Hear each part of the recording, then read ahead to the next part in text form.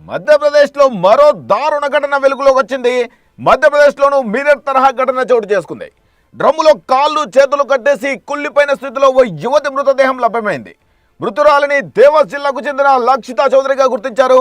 Manoj Chauhan alias మోనుతో లక్షిత ప్రేమలో ఉంది. అయితే లక్షిత మరో వ్యక్తితో మాట్లాడుతుందన్న అనుమానంతో ఆమెను హత్య చేశాడు మనోజ్.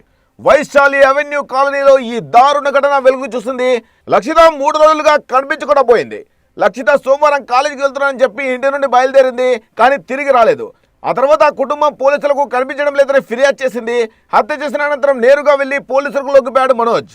జరిగిన విషయం తెలుసుకున్న పోలీసులు సంఘటన స్థలానికి చేరుకుని నీలిరంగు డ్రమ్ములో ఉన్న లక్షిత డెడ్ బాడీని స్వాధీనం చేసుకున్నారు. ఇక లక్షితను తాను ప్రేమిస్తున్నానని, కానీ ఆమె వేరొకరితో సంబంధంలో ఉందని తెలుసుకున్న కోపంతో ఆమెను చంపేశానని పోలీసులకు మనోజ్ చెప్పాడు. అయితే ముందుగా లక్షితను తన ఇంటికి పిలిపించి ఆమె చేతులు కాళ్ళు కట్టేసి నీళ్లు నింపిన డ్రమ్ములో ముంచి చంపేశాడు.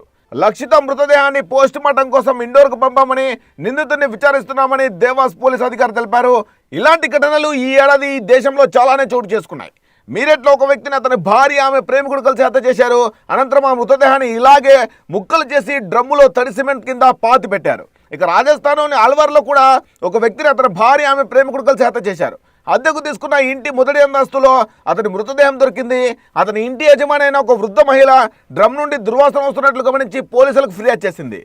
ఇప్పుడు తాజాగా ఈ ఘటన మధ్యప్రదేశ్లో తీవ్ర కలకలం సృష్టిస్తోంది.